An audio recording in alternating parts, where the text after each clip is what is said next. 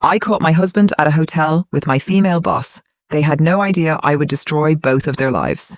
My name is Claire Bennett. I was 35 when a 38-second video destroyed the life I thought I had built. Ethan Walker and I had been together for 9 years and married for 6. Everyone assumed our future was already written. Our families celebrated every holiday together, and once we were married, the only question anyone ever asked was when we'd finally have a baby. We'd been trying for 2 years. At least, I thought we had. Looking back, I should have noticed the distance growing between us. After every negative pregnancy test, Ethan would hold me and promise we still had time, but the disappointment never seemed to weigh on him the way it did on me. I ignored it because, like most people in a happy marriage, I believed ours was permanent. That certainty disappeared on a Thursday afternoon. I was finishing a quarterly report when my phone lit up with a message from Mia Reynolds.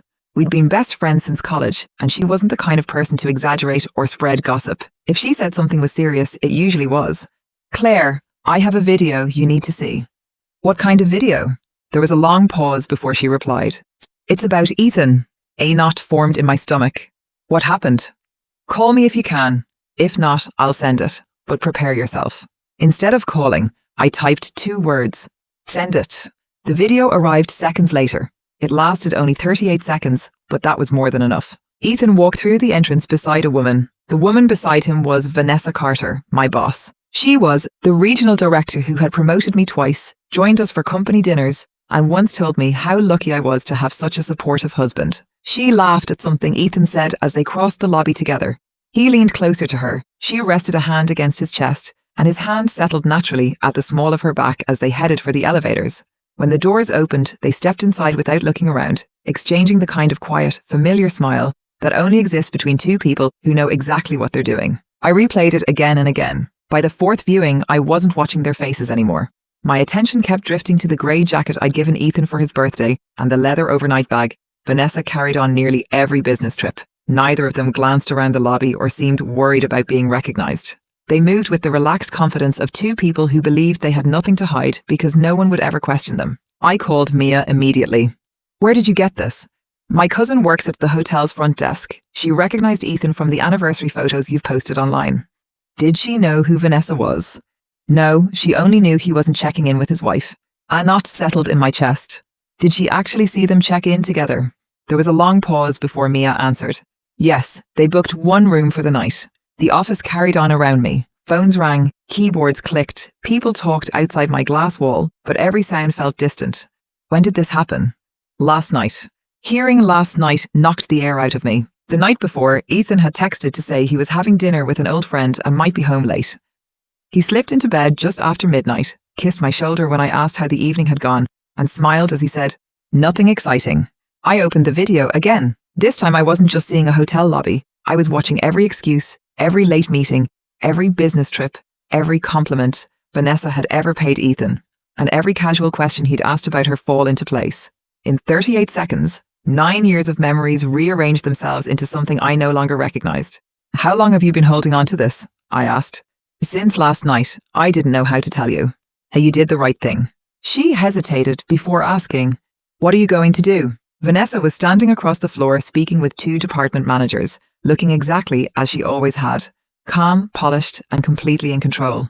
A moment later she looked up, our eyes met, and she smiled as if nothing in the world had changed. I returned the smile as though nothing had happened. "I'll call you later." "Claire, you don't sound okay."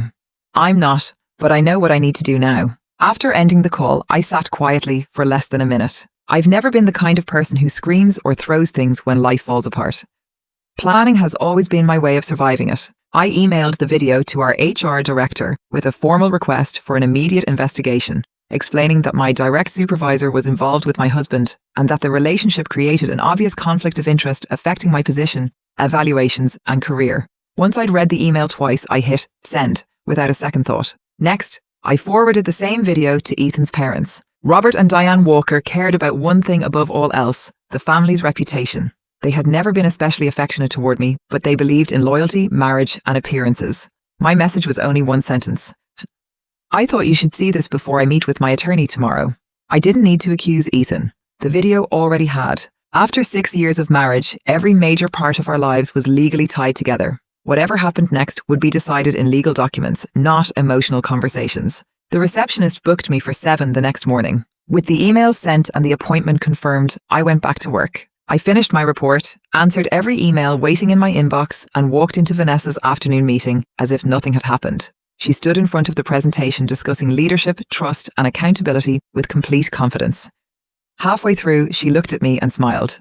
"Claire, excellent work on the Midwest projections." "Thank you. You've been carrying a lot lately. Anyone watching would have thought she genuinely cared about me." Sitting there, I realized betrayal rarely looks cruel. Sometimes it smiles at you in front of an entire conference room. By 6:30, I pulled into the driveway. Ethan's car was already in the driveway, and the smell of garlic and tomato sauce filled the house before I even opened the kitchen door. He smiled the moment he saw me, crossed the room, and kissed my cheek. "Hey, beautiful, how was work?" "Good." Vanessa still making everyone panic over the quarterly review. I set my bag on the counter and met his eyes. She seemed unusually relaxed today. He laughed without looking away from the stove. "That's just Vanessa. Nothing ever rattles her." I watched him stir the pasta and move around the kitchen as though it were any other evening. Every gesture was painfully familiar, and I couldn't stop wondering how someone could look so ordinary after destroying everything we'd built. "What about you? Busy day?" I asked. "Nothing unusual." The lie came so naturally, it was almost impressive. We ate for dinner while he talked about a client and asked if we should visit his parents over the weekend. "That might be a good idea." He smiled. "We haven't seen them in a while. You may hear from them sooner than you think." His fork paused. "What does that mean?" "Nothing." He studied me for a second, then let it go. We spent the rest of the evening watching television. Around 10, Ethan kissed my forehead and went upstairs, telling me not to stay up too late. I said I'd be there soon. I never went upstairs. By 11, the consequences had already begun. His phone, forgotten on the coffee table, lit up over and over. Diane called 6 times. Robert called twice. Then his younger sister. "Call Mom, now." A moment later, my own phone buzzed. Another notification appeared from HR. "This matter is being treated as urgent. Please report to my office at 8:30 tomorrow morning. Do not discuss it with Vanessa Carter." Seconds later, my attorney confirmed our 7 o'clock appointment. I sat alone in the dark, listening to the television while Ethan slept peacefully upstairs, completely unaware that his parents knew, my company knew, and by morning, my lawyer would know everything too. My eyes drifted across the family photos, birthdays, Christmases, vacations, weddings, and quiet Sunday mornings. The house hadn't changed, but the life in those pictures was already gone. The moment Mia sent that video, everything had already begun to collapse. Ethan just hadn't realized it yet. I never slept that night. Around 2 in the morning, I went upstairs for a blanket. Ethan was asleep, one arm resting across the empty side of the bed where I should have been. For a moment, memories crowded in. Movie nights, arguments over laundry, Sunday mornings with his slightly burned pancakes. I couldn't stop wondering which version of him had been real, the man sleeping peacefully in our bed, or the one who had walked into a hotel with Vanessa. I carried the blanket downstairs and waited for sunrise. By 6:30, I was dressed. Ethan shuffled into the kitchen, poured 2 cups of coffee, and frowned when he saw me. "You slept on the couch." I fell asleep watching TV. "You work too hard." I nearly laughed at the irony. "So do you." He smiled. "I'll survive." I wasn't so sure. Before I left, he kissed my forehead. "Love you." I held his gaze for a second. I know. I never doubted that he loved me. I just realized love had never been enough to keep him faithful. Rachel Morgan's office was on the 3rd floor of a brick building downtown. She greeted me with a firm handshake, quietly set a box of tissues within reach, and got straight to the point. "I read your intake form and watched the video. I'm sorry. Now let's separate emotion from strategy." Within minutes, I trusted her more than anyone else I'd spoken to since the video arrived. For the next hour, she walked me through everything. Our house, retirement accounts, joint finances, and what the law would actually allow. Neither of us could force the other out, empty shared accounts, or start moving assets without consequences. "Whatever happens, don't threaten him, destroy property, or move money. Stay calm." "I can do calm." She smiled. "Good, because once he realizes you know, he's going to panic." Those words stayed with me all morning. At 8:30, I walked into Human Resources. Karen Phillips, the HR director, closed the door behind me and opened a thick folder. We verified the people in the video overnight. Because an executive was involved, compliance immediately expanded the investigation. Karen studied me for a moment before continuing. This wasn't an isolated incident. During our review, we found multiple hotel reservations charged to Vanessa Carter's corporate expense account and disguised as client entertainment. Neither of us spoke for several seconds. So the company ended up paying for their affair. Karen didn't answer directly. She simply explained that Vanessa had been placed on immediate administrative leave and that until the investigation was complete, I would report to the vice president instead. As I stood to leave, she stopped me. When you sent us the video, did you already know about the relationship? I shook my head. No. And then how did you get it? My best friend's cousin works at the hotel where they checked in. Her expression softened. I'm sorry you had to discover it like this. And so am I.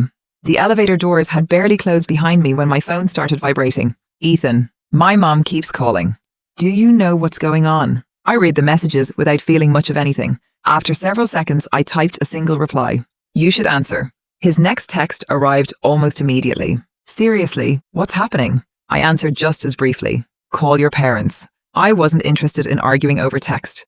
His parents already had the video, HR had already opened an investigation, and my attorney already knew his name. By then, the truth was reaching him from every direction without my help. I tried returning to work, but I spent the next hour staring at the same spreadsheet without reading a single line. At exactly 12:47, Ethan finally called. Before Ethan said a word, I could already hear the panic in his breathing. You sent that video to my parents? Yes. Claire, why would you do that? For a second, I almost smiled at the absurdity of the question. The man who had cheated on me somehow sounded like the one who'd been betrayed. Why would I? Ethan, I watched you walk into a hotel with my boss. It wasn't what it looked like. Then tell me what I saw. Silence. When he finally spoke again, his voice had lost its confidence. You have to let me explain. I'm listening. Another pause. It just happened. I closed my eyes. Those 3 words were supposed to erase months of lies, secret meetings, hotel rooms, and carefully planned deception. No, it didn't just happen. HR confirmed there were multiple reservations. The line went completely silent. When he spoke again, his voice was barely audible. You went to HR? I reported a conflict of interest. The investigation uncovered the rest. I could hear him struggling to steady his breathing. My career could be over. You should have thought about that before starting an affair with my boss. I didn't argue. Instead, he reached for another excuse. I was unhappy. I looked out the office window at people crossing the parking lot, completely unaware my marriage had ended before lunchtime. So was I. The difference is I stayed faithful. You were always working. Working for the woman you were sleeping with. That finally left him without an answer. Several seconds passed before he spoke again. I never wanted to hurt you. I still love you. I glanced at the engagement photo on my desk and realized I felt nothing except exhaustion. Maybe you do, but loving someone has never stopped people from destroying the person standing in front of them. Neither of us spoke for several seconds. Please don't end our marriage over this. I met his voice with the same calm I'd been holding on to since the video. I've already hired an attorney. He let out a slow breath and lowered his head. So you've already decided. I made that decision yesterday. He disconnected without another word. At exactly 2 that afternoon, Ethan walked into my office looking as though he'd driven there without remembering a single traffic light. His hair was a mess, his shirt was wrinkled, and he barely acknowledged the receptionist before heading straight for my office. Conversations faded around him as co-workers quietly watched him cross the floor. He stopped outside my door. Claire, we need to talk. I stood, but stayed where I was. No, we really don't. He glanced around at the people pretending not to listen. Can we go somewhere private? There's nothing you need to say that can't be said here. He swallowed hard before speaking again. I made a mistake. No, Ethan. A mistake is forgetting an anniversary or missing a phone call. You lied to me for months, checked into hotels with another woman, and came home pretending everything was normal. Those were choices. His eyes dropped to the floor. It wasn't serious. I almost laughed. Then explain the hotel reservations HR found. Explain why there were several instead of one. He opened his mouth but couldn't answer. The silence between us said more than any excuse he could have invented. There had never been a confession, a difficult conversation, or even an attempt to fix our marriage before he betrayed it. There had only been lies until someone else exposed them. Finally, he said, almost to himself, I was lonely. You had my number. You lived in the same house. If you were lonely, you could have talked to me instead of sleeping with my boss. His shoulders sagged. I didn't know how. You never even tried. Before he could answer, his phone began vibrating again. He ignored the first call, then the second, but when Robert Walker's name flashed across the screen for the 3rd time, he finally answered. Even from several feet away, I could hear his father shouting, Get home, right now. Ethan barely managed to say a word before the call ended. I looked back at me, shaken. My parents hate me. No, they're disappointed in the man you've chosen to become. His voice cracked. I can fix this. I'll quit my job. I'll cut Vanessa out of my life. I'll do whatever it takes. I shook my head. You're only willing to lose those things because you're about to lose everything else. If you truly wanted to save this marriage, you would have made those decisions before you walked into that hotel. He stared at me, searching for something that wasn't there anymore. I've already retained an attorney, Ethan. Our marriage is over. For the first time since he'd walked into my office, the reality finally reached him. Every apology, every explanation, every promise he'd rehearsed had arrived after I'd already chosen a future without him. He stood there for another moment, hoping I'd change my mind. I didn't. That night, Ethan never came home. For the first time in 6 years, the house was completely silent. There was no television in the background, no footsteps upstairs, no coffee grinder humming before sunrise. As I walked from room to room, everything looked exactly as it had the day before, yet nothing felt the same. His jacket still hung beside mine, his running shoes waited by the front door, and his toothbrush was still next to mine. It was unsettling how quickly ordinary household items could start feeling like evidence. Around 9 that evening, Rachel called. How did it go? N came to my office. He admitted enough. Rachel didn't seem surprised. Most people stop denying everything once they realize the evidence is undeniable. I told him the marriage is over. That was the right decision. Now I need you to be ready for what comes next. What do you mean? When people lose control, they usually try to get it back. Don't let emotion pull you into reacting. Let the process do its job. I understood exactly what she meant 2 days later. By 8 Monday morning, she'd already filed the petition covering our jointly owned property and requested preservation of every financial record connected to our marriage, including bank accounts, investments, mortgage documents, and retirement funds. With this many shared assets, we document everything, she reminded me. At 9:15, Ethan sent a message. Can we please talk without lawyers? I ignored it. 5 minutes later, another arrived. I know you're angry. Then another. I deserve it. Please, just give me 10 minutes. I turned my phone over and kept working. By lunch, there were 11 unread messages. By the time I left the office, there were 90. None of them changed a single thing. Late that afternoon, HR distributed a company-wide announcement confirming that Vanessa Carter had been placed on indefinite administrative leave while an external investigation reviewed possible violations involving corporate expenses and executive conduct. Her name wasn't mentioned, but it didn't matter. Rumors spread through the building within hours. Conversations stopped whenever I walked into a room, whispers followed people out of conference rooms, and meetings ended a little faster than usual. By then, everyone in the office knew something had happened, even if very few knew the full story. Nobody asked questions directly. The sympathetic smiles, awkward pauses, and conversations that stopped when I walked into a room told me all I needed to know. I preferred that to curiosity. Tuesday morning, Rachel called. Ethan has hired an attorney. I expected that. His attorney reached out to me. They're asking whether you'd consider reconciliation. I couldn't help smiling. Or to ask mine? Apparently. What did you tell them? Exactly what I'm telling you now. Your divorce is moving forward. Before hanging up, she added one more update. Vanessa hired separate counsel this morning. I looked out the window at the dark clouds gathering over the city. By then, everyone involved already knew the affair was no longer a secret. Now it had become a legal problem, a corporate investigation, and a public embarrassment all at once. Following his attorney's advice, Ethan spent the next 2 nights at his parents' house. He returned Wednesday morning only to collect his belongings. I was leaving for work when I found him standing beside his SUV with an empty suitcase. Just need to grab a few things. I unlocked the front door. Go ahead. He moved through the house quietly, packing clothes, his laptop, and a handful of framed photos. The confidence he used to carry was gone. He looked like someone walking through a place where he no longer belonged. As he zipped the suitcase closed, he looked at me. Did you ever think about giving me another chance? No. I gave a tired smile. You answered that pretty fast. Because I'd already made my decision before you knew I'd found out. He stared at the floor for a moment. I keep thinking there has to be something I can say. There isn't. His voice dropped to almost a whisper. I never stopped loving you. I held his gaze. Maybe, but you stopped respecting me, and that matters more. He nodded slowly, picked up his suitcase, and paused at the front door. I'll regret this for the rest of my life. I didn't answer. He closed the door behind him, and I honestly believed that chapter was over. I was wrong. Thursday evening, 2 police officers knocked on my door after receiving a report of a domestic disturbance. The allegation made no sense. I'd been home alone all afternoon. I invited them inside without hesitation. They checked every room and found exactly what I expected. No damage, no signs of an argument, and no one else in the house. Are you and your husband separating? One of the officers asked. Yes.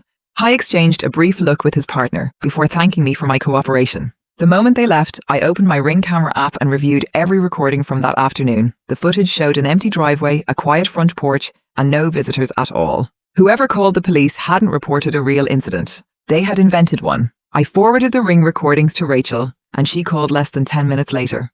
Good. Keep every file. Good. Now you have proof the report was false. I don't know who made the call, but someone wanted a police record connected to your address. From now on, don't assume anything is a coincidence. Save everything. By Friday, another problem surfaced. Melissa, one of my closest co-workers, stopped by my desk during lunch. I'm getting through it. She glanced around before lowering her voice. I thought you should hear this from me instead of someone else. Ashley told me Ethan's been saying you became controlling because work was your whole life. He's telling people he felt trapped and that Vanessa was the only person who understood him. I couldn't help smiling. It was a much better story than the truth. In his version, he wasn't the husband who cheated with his wife's boss. He was the neglected husband who'd simply fallen for someone who understood him. I thanked Melissa, then sent Rachel a quick message. Shaw replied almost immediately. Don't argue with rumors. Evidence always lasts longer than gossip. So I stayed silent. I didn't post screenshots, defend myself online, or ask mutual friends to take sides. If anyone asked what happened, I gave the same answer every time. Heinz had an affair with my boss. That was enough. The people who mattered didn't need a longer explanation, and the ones who believed Ethan's version probably never would have believed mine. Later that afternoon, Rachel called again.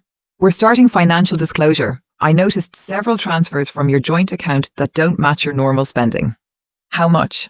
Nothing large, $100 here, $200 there, then another $150. Individually they don't stand out, but they happen too often to ignore. I frowned. Never seen those transactions. I don't think you were supposed to. I'm tracing where the money went now. If they were intentional, they could become important. That evening, I logged into our online banking account myself. Rachel was right. The transfers had been spread across months and buried under harmless descriptions like a household adjustment, savings transfer, and miscellaneous expense. Each payment was too small to attract attention, but together they formed a pattern stretching back almost a year. I sat back in my chair, staring at the screen. The affair wasn't the only secret Ethan had been hiding. Someone who lies about where he's sleeping can just as easily lie about where the money is going. By the time I closed my laptop, I knew one thing for certain. I still didn't know the whole story. Rachel filled in another piece of it the following Tuesday. She called before I'd even finished my first cup of coffee. I found where the transfers went. I shut my office door. Whose account? His parents'. It was opened years ago, but the recent deposits came directly from your joint account. I felt my stomach tighten. How much? Just over $4,000. $4,000 wasn't enough to change our lives, but it proved he'd been hiding money from me for months. We've subpoenaed the records, Rachel said. If those deposits came from marital assets, the court will care. For the first time since everything fell apart, I wasn't thinking about the affair. I was thinking about trust. If Ethan had been hiding money this carefully, I had no idea how long the deception had really been going on. 2 days later, we had our first court hearing. It was nothing like television. There were no dramatic speeches or surprise witnesses, just attorneys, financial records, and a judge who had clearly seen this story many times before. Rachel presented the bank statements. Ethan's attorney argued the account wasn't new. The account isn't the issue, Rachel replied. The undisclosed deposits are. The judge looked directly at Ethan. Were these transfers disclosed to your wife? After a long pause, he answered quietly. No. Were they made using marital funds? Yes. The judge nodded once before signing an order requiring both sides to disclose every financial account. Financial transparency isn't optional, Mr. Walker. Any additional undisclosed assets will affect this court's assessment of your credibility. Rachel didn't say anything until we stepped into the hallway. That went well. For us? She shook her head. For the truth. As we headed toward the elevators, a woman about my age called my name. She looked exhausted, with red eyes and the expression of someone who hadn't slept in days. Claire, I'm sorry to stop you.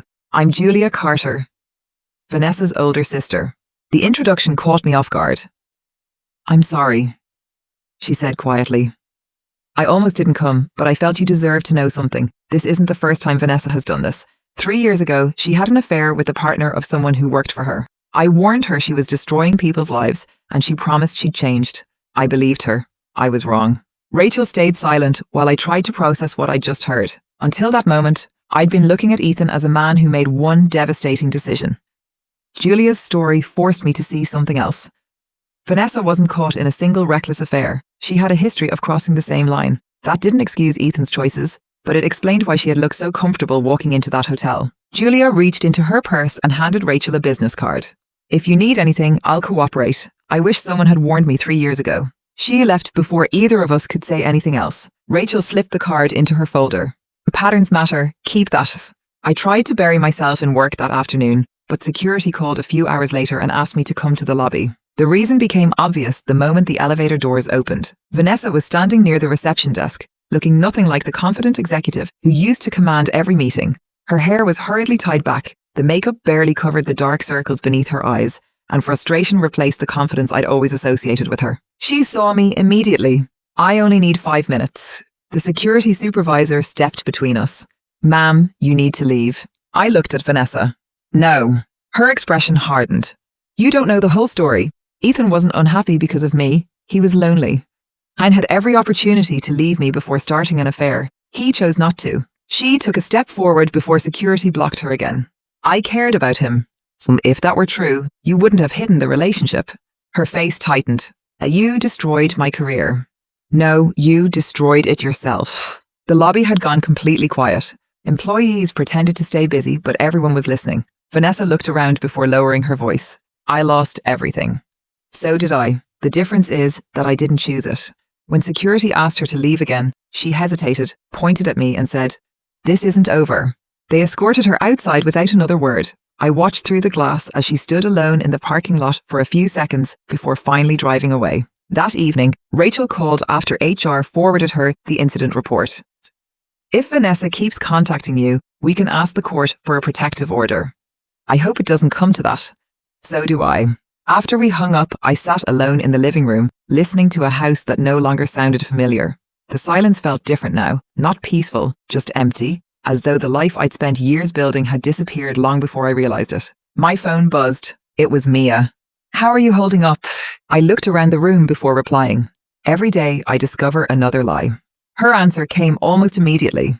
"One day you'll run out of them." I wished I believed that. With every new piece of the truth, I became less certain the marriage I was grieving had ever been real in the first place. The divorce wasn't finalized for another 6 weeks. People often think discovering the affair is the hardest part. It isn't. The hardest part is everything that follows. The paperwork, the signatures, the endless meetings where a shared life is reduced to bank statements, furniture lists, insurance policies, and numbers on a spreadsheet. Rachel warned me from the beginning.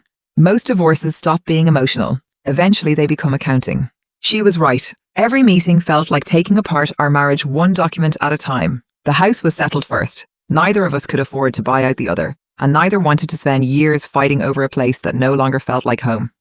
The judge ordered it sold, and after the mortgage, taxes, and closing costs were paid, we split the remaining equity almost evenly. My share was just over $87,000, enough to start again, but never enough to erase the years that came before it. Next came retirement accounts and investment funds. Because we'd been married for 6 years, nearly every major asset had to be divided under state law. Watching balances. I'd spent years building shrink across a conference table hurt more than I expected, not because of the money itself, but because every number represented time we'd once believed was building the same future. Support payments became the next dispute. Ethan's attorney argued that he'd passed up career opportunities while supporting my demanding schedule and helping manage our home.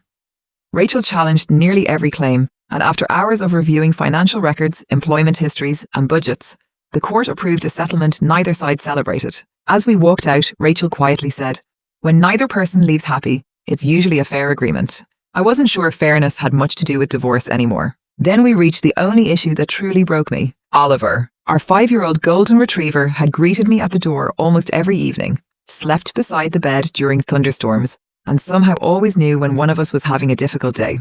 The hearing that followed sounded strangely clinical, with attorneys discussing veterinary records, adoption paperwork, photographs, and daily routines.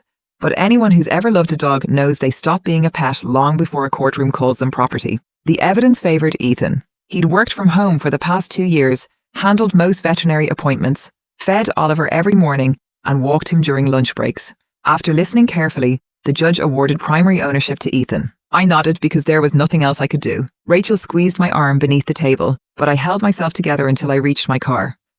Only then did I finally cry. The quiet, exhausted kind that comes when one more piece of your old life slips away and you know you're never getting it back. Strangely, I hadn't cried when I watched the hotel video, sat through court hearings, or signed the divorce papers. I cried for Oliver. Some losses refused to fit neatly into legal documents. Life, however, kept moving. Not long afterward, the company's investigation concluded, and HR announced that Vanessa was no longer employed there. The official announcement cited violations involving executive conduct, misuse of company resources, and failures to follow reporting policies.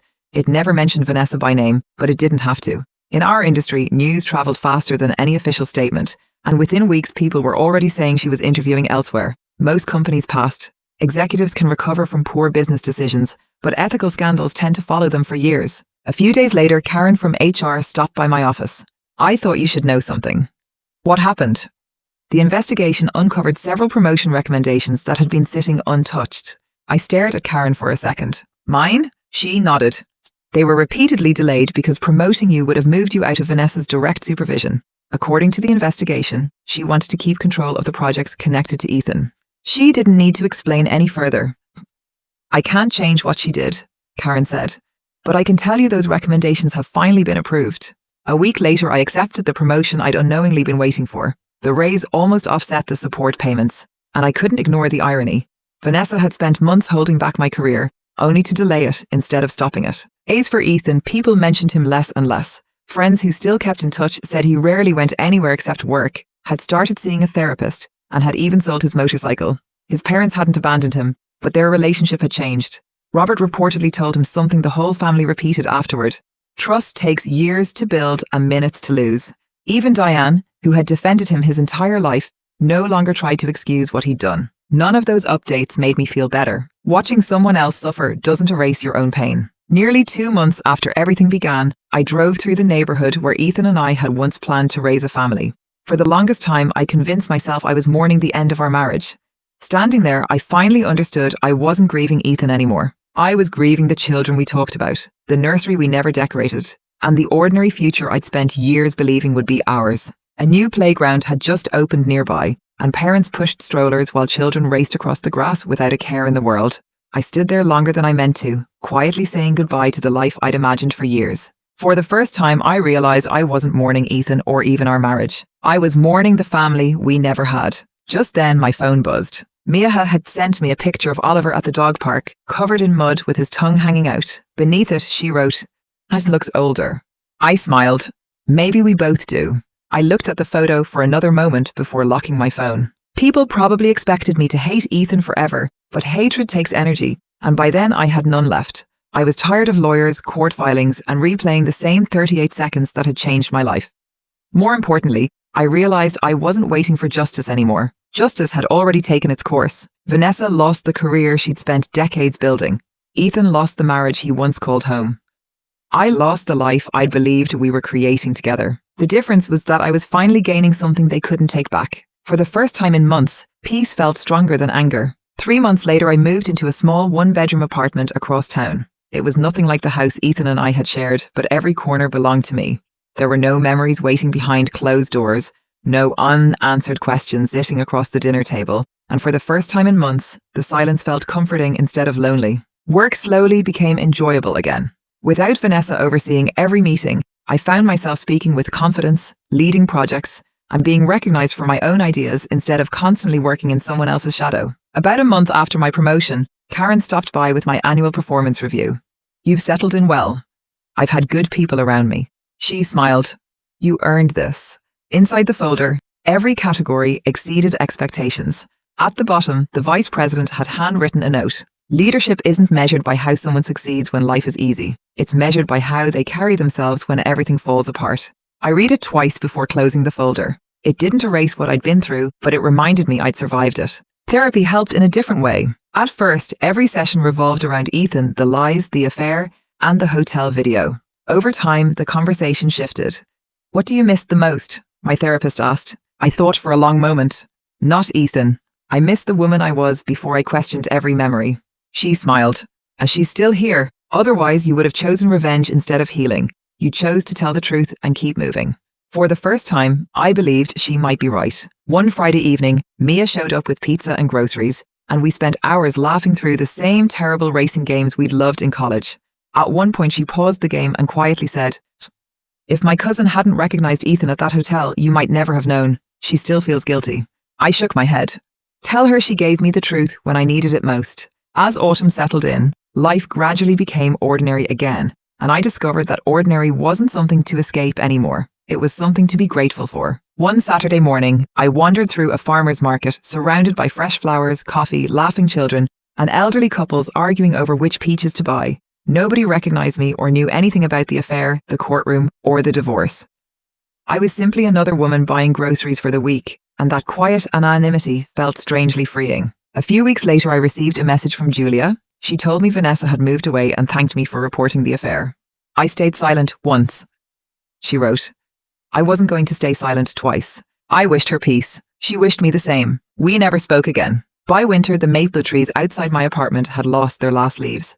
While unpacking, I found a box of old photographs from the early years of my marriage. Road trips, Christmas mornings, graduation, and our first apartment with mismatched furniture. I expected anger. Instead, I felt gratitude. Those moments had been real, even if they didn't last forever. Betrayal changed how I remembered them, but it couldn't erase the happiness I genuinely felt at the time. I kept 2 photographs. The rest went into the recycling bin. Around Christmas, an unfamiliar number appeared on my phone. "Claire, it's Ethan." His message was simple.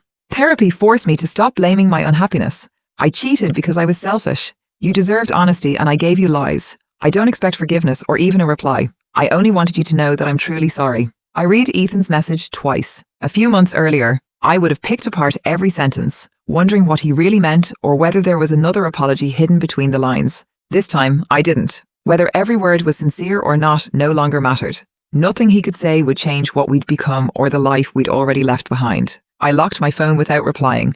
It wasn't because I hated him or wanted the last word. Some conversations simply belong to another chapter of your life, and some apologies arrive only after they've lost the power to change anything. That night, I stood by my apartment window, watching fresh snow settle beneath the streetlights. The city was quiet, and for the first time in a long time, I realized the silence no longer felt empty.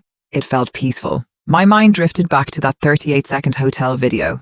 At the time, I'd believed it was the moment my life fell apart. I understand now that it wasn't. It only ended the version of my life that had been built on lies. Everything that followed, the lawyers, court hearings, sleepless nights, difficult conversations, and painful goodbyes, was never about revenge. It was simply the cost of facing the truth. The truth had cost me my marriage, my home, and the future I'd imagined. Even so, I would choose it again, because living with the truth was easier than spending another day inside a lie.